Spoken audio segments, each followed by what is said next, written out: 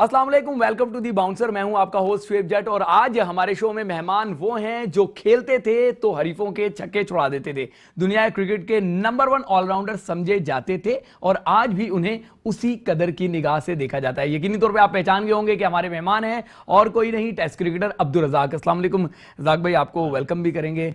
और जिस तरह पूरी दुनिया में आपको कदर की निगाह से देखा जाता है, कैसा फील करते हैं कि क्रिकेट छोड़े हुए अब तो कई दहाइयां बीत गई, लेकिन उसके बावजूद आज तक आपको एज अ क्रिकेटर याद रखा जाता है? बतौर ऑफिशियल तो आप अभी हैं, लेकिन एज अ क्रिकेटर। नहीं, शुक्र अल्हम्दुलिल्लाह। और ये कि हमने अच्छी क्रिकेट खेली और बड़े प्लेयरों के साथ खेली और जो वर्ल्ड क्लास प्लेयर थे उनके ख़िलाफ़ खेली। तो मैं समझता हूँ वो जो हमारा पीरियड था क्रिकेट का 96 से लेकर 2007, 8, 9 तक, 10 तक, तो बेस्ट पीरियड मैं समझता हूँ वर्ल्ड ऑफ क्रिकेट में वो माना जाता है कि उसमें अगर आप देखा जाए शेन वॉर्न आपको मिलेंगे, आपको वसीम अकरम मिलेंगे, मुरलीधरन मिलेंगे, आपको रिकी पॉन्टिंग मिलेंगे, ऐसे ऐसे प्लेयर, जयसूर्या जैसे प्लेयर मिलेंगे, आपको तेंदुलकर जैसे प्लेयर मिलेंगे। तो ये वो लॉट था कि जिसमें आप कह सकते हैं कि ये वर्ल्ड क्लास प्लेयर टीमों के पास हैं। तो इसलिए मैं समझता हूँ कि हमारी जो रिस्पेक्ट है बनी हुई है कि हमने अच्छी क्रिकेट खेली। वो अब्दुल रज़ाक जिसे दुनिया पहचान लेती है, उस ऑलराउंडर को जो वर्ल्ड क्लास ऑलराउंडर है, वो किसने बनाया? देखिए, आपका एक मैं समझता हूँ हार्ड वर्क है, आपकी मेहनत है कि आप इसको क्रिकेट को कैसे लेते हैं। हमारा उठना बैठना खाना पीना सोना क्रिकेट थी और आप बिलीव नहीं करेंगे 8 घंटे कोई फिज़िकली ट्रेनिंग नहीं करता, हम करते थे 8 घंटे। 8 घंटे में बताएं क्या कर सकते हैं। 8 घंटे पूरे हम पार्क में गुजारते थे, रनिंग की। कौन से पार्क में? नूरजहाँ के मकबरे में। अच्छा अच्छा अच्छा। तो जहांगीर के मकबरे में। तो 8 घंटे का मतलब है कि आपने आधा पौना घंटा रनिंग की, उसके बाद आपने थोड़ा ब्रेक किया, फिर स्ट्रेचिंग शुरू कर दी और मज़े से करते थे। और नलके का पानी होता था वो पिया, फिर शुरू हो गए ब्रेक ले लेके। और 8 घंटे में हम अपनी पूरी फिज़िकली ट्रेनिंग करते थे। तो ये वीक में 7 डेज या 5 डेज? ये हर दिन। Off इतना शौक़ था।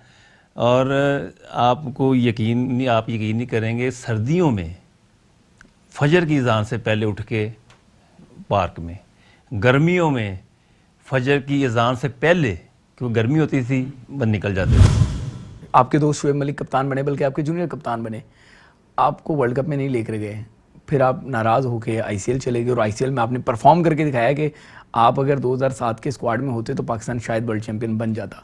ज़्यादती हुई थी?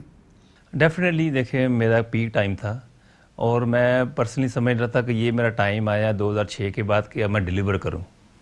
और मेरी फिटनेस अच्छी थी और परफॉर्मेंस अच्छी थी, कॉन्फिडेंस लेवल बहुत हाई था। और 2007 के वर्ल्ड कप में अनफिट हो गया, बॉल लग गई, मैं फिर वो वर्ल्ड कप नहीं खेल सका। उसके बाद बिल्कुल फिट था, तो एकदम से फिर टीम से ड्रॉप हो जाना, स्पेशली T20 में, तो काफ़ी मैं समझता हूँ डिसपॉइंटमेंट थी और काफ़ी ज़्यादती हुई कि इस तरह होना नहीं चाहिए। आपको पता होना चाहिए कि एक प्लेयर चलता आ रहा है, 1996 से चलता आ रहा है, 99 में अच्छा परफॉर्म किया और उसके बाद जो टूर में ऑस्ट्रेलिया के, वहाँ पे मोटरसाइकिल मिली। रज़ाक भाई, ज़्यादती हुई, आप भी मान रहे हैं, लेकिन ज़्यादती की किसने? क्या उस वक्त के कप्तान शुएब मलिक ने, जो आपके जूनियर थे और कप्तान बना दिए गए, या उस टाइम गालिबन सलाहुद्दीन सल्लू थे चीफ सेलेक्टर, या कोई और था जो रज़ाक को नहीं देखना चाहता था? देखिए, मुझे इस चीज़ का अंदाज़ा नहीं वाकई। और अगर मैंने जिससे भी बात की है तो वो उसने आगे फारवर्ड की है। मसलन जैसे मैंने शुएब मलिक से कहा कि जी वो उन्होंने आगे फारवर्ड कर दिया कि जी मेरा ऐसे डिसीजन नहीं है। अगर दूसरे से बात की, उन्होंने कहा जी मेरा डिसीजन नहीं है। शुएब मलिक ने किसकी तरफ भेज दिया? सलाहुद्दीन सल्लू साहब की तरफ, उधर गए, सल्लू भाई की तरफ गए, तो उन्होंने कहा जी हमारा डिसीजन नहीं है, वो ये बोर्ड का है। तो वो फिर इसी में मैं समझ गया कि कन्फ्यूजन पैदा है, तो फिर मैं चुप कर गया। तो कोई था जो नहीं चाहता था कि रज़ाक जो है वो टीम में हो? हाँ, मेरे हिसाब से चेयरमैन जो थे वो लाइक नहीं करते थे शायद उसमें। गालिबन नसीम अशरफ चेयरमैन थे, तो वो आपको क्यों नहीं पसंद करते थे? मुझे नहीं पता, नहीं इस चीज़ का अंदाज़ा नहीं है। और ना कहला कि वो पिछले 2 साल से हमारी टीम के साथ थे, एसोसिएट थे चेयरमैन बनने से पहले। बिल्कुल। हर टूर पे होते थे वो और बड़े अच्छे मुलाकात होती थी, ये हंसमुख तरीके से सारा कुछ सलाम। क्या जब किताब लिखेंगे उसमें बताएंगे क्या हुआ था? किताब लिखनी पड़ती है, उसमें सच बोलना पड़ता है। अच्छा, इसलिए और ये है कि किताब लिखने का कोई मूड नहीं है कोई। वरना बहुत सच बाहर आ जाएगा। जी जी, सारा कुछ। और वो हजम नहीं सारी होगा। बात है, किताब में सच ही लिखना पड़ता है। इंटरव्यू में झूठ बोलते मतलब किताब में सच, नहीं, झूठ नहीं बोल रहा, बातों को बता नहीं रहे। नहीं मैं बता नहीं रहा। अच्छा अच्छा, चलें ठीक है, इसको मान लेते हैं। आप ऑस्ट्रेलिया में थे, आप वहाँ पे फिटनेस मसाइल थे, 2-4 हो गए, हॉस्पिटल चले गए, आपने बाबुल उमर को कहा कि मुझ पे काला जादू हो गया, क्या ये दुरुस्त है? हाँ, ये सही है। तो वाकया बताएं ना पूरा। नहीं देखें, वो इस तरह इन चीज़ों में काफ़ी लोग जो है ना जेलस हैं काफ़ी, और आपको पता है ये अफेक्टेबल है, आप किसी भी करना चाहें कर सकते हैं।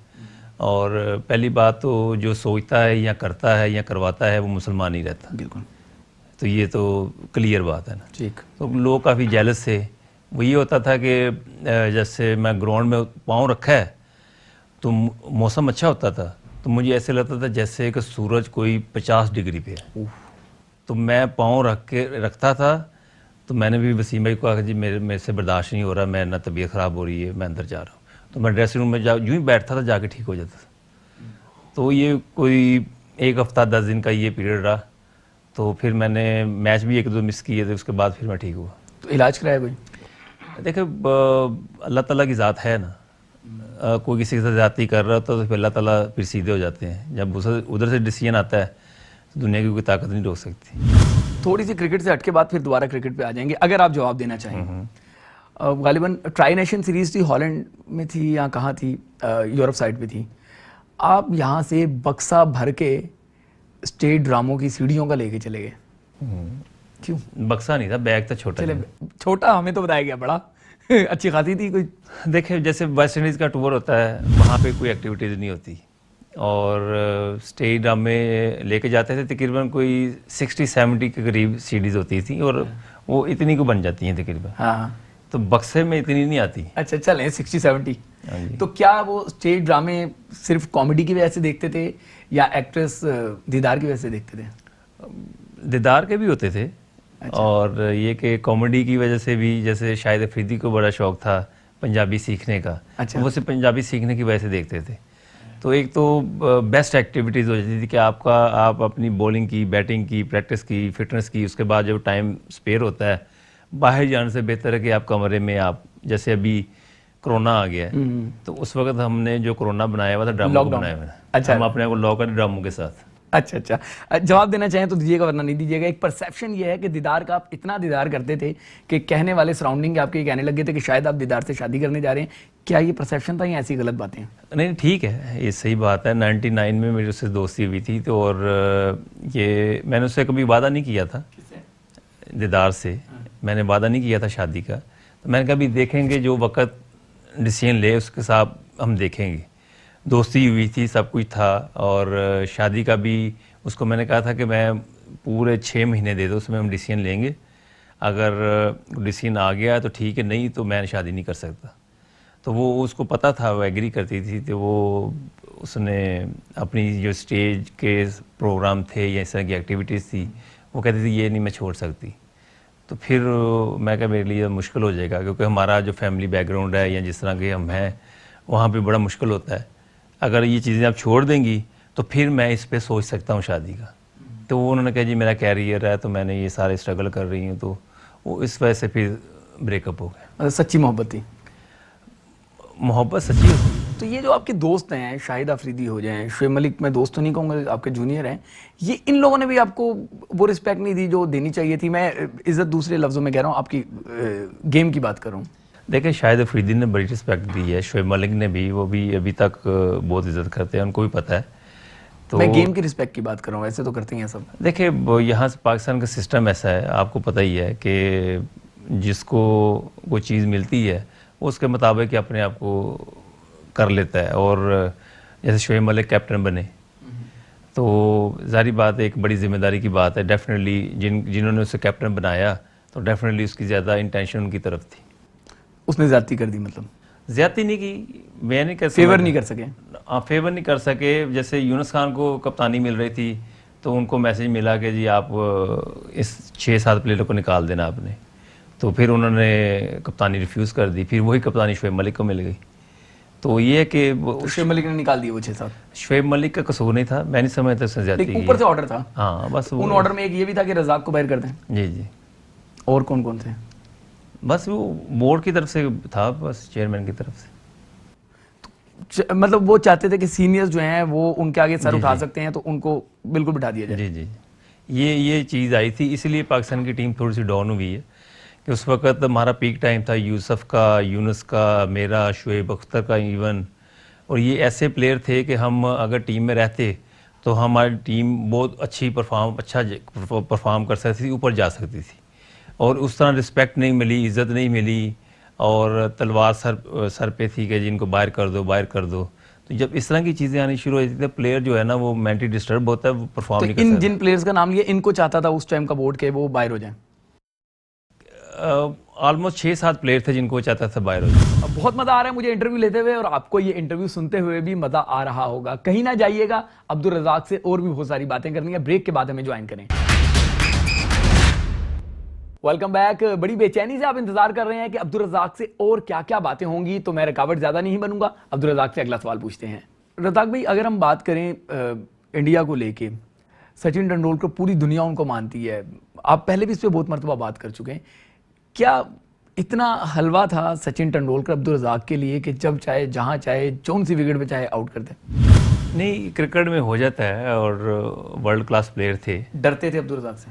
नहीं, डरते नहीं थे, पर ये कि प्यार में विकेट देते थे? नहीं, जो बॉल होता है ना, बॉल पे नाम नहीं लिखा होता। अच्छा। आप बॉल कर लें या मैं बॉल कर लूँ या वसीम अकरम कर ले, तो बॉल जब हाथ से निकलता है तो वो बॉल होता है। तो मैं समझता हूँ कि जो बॉल की मूवमेंट थी उनको डिस्टर्ब करती थी, कि बॉल अच्छे गुड एरिया से अंदर भी आता था, बाहर भी निकलता था।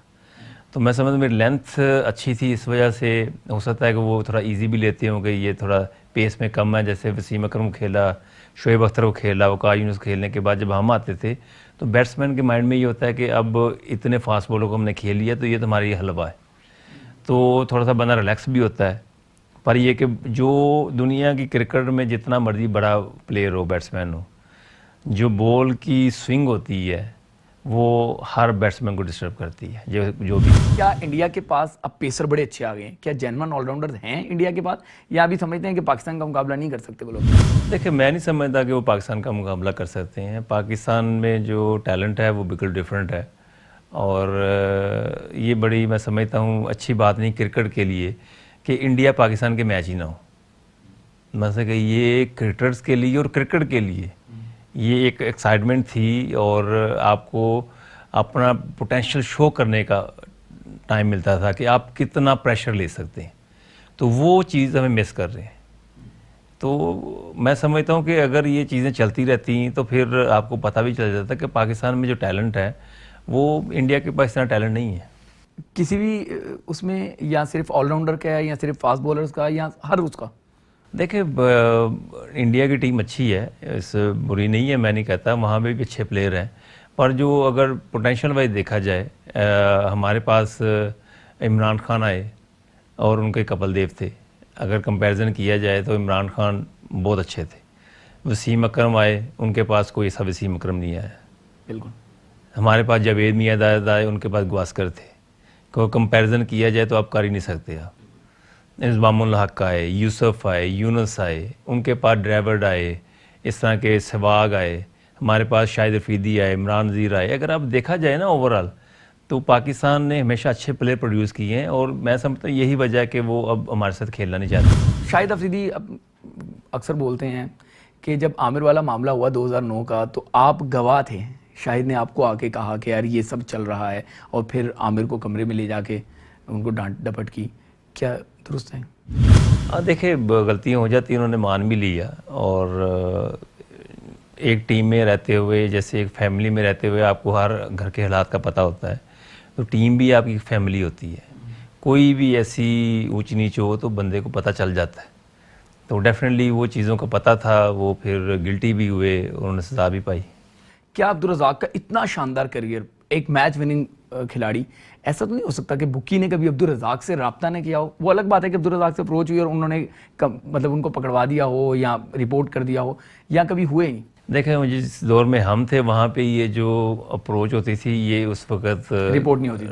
उस वक्त इन्होंने कोई फेंस नहीं लगाया हुआ था कि इस पे आपको फाइन हो जाएगा। उस वक्त ये नॉर्मल थी। ओके। ये भी मैं समझता हूँ कि आज से 5-10 साल पहले की बात है, जब इन्होंने कहा कि अगर कोई बुकी आपको फ़ोन भी करे हाँ, तो आपने बताना है। ओके।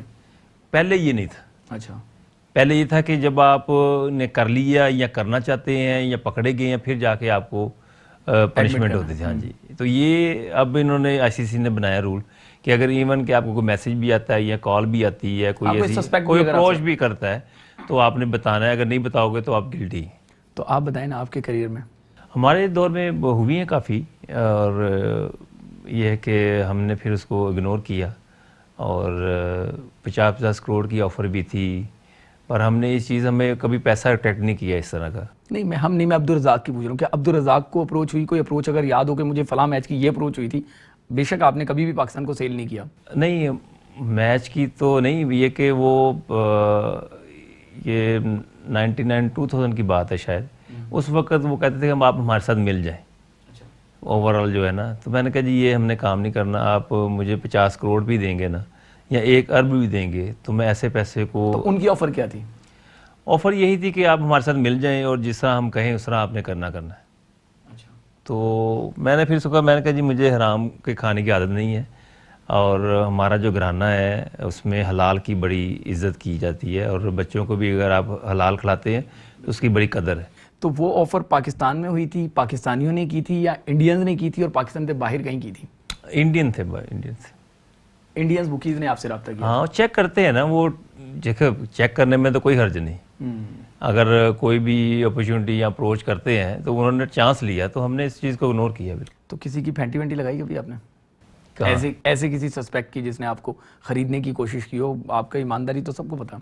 देखिए, अच्छी बात यह है कि जो कायद आज़म थे, तो उनसे पूछा कि जी आपको कायद क्यों कहा जाता है, कायद आज़म क्यों कहा जाता है? उन्होंने कहा जी मुझ में कोई ऐसी खूबी तो नहीं, पर मुझे कोई जो है ना, मैं बिक नहीं सकता, मुझे कोई ख़रीद नहीं सकता। आपका भी यही मामला है?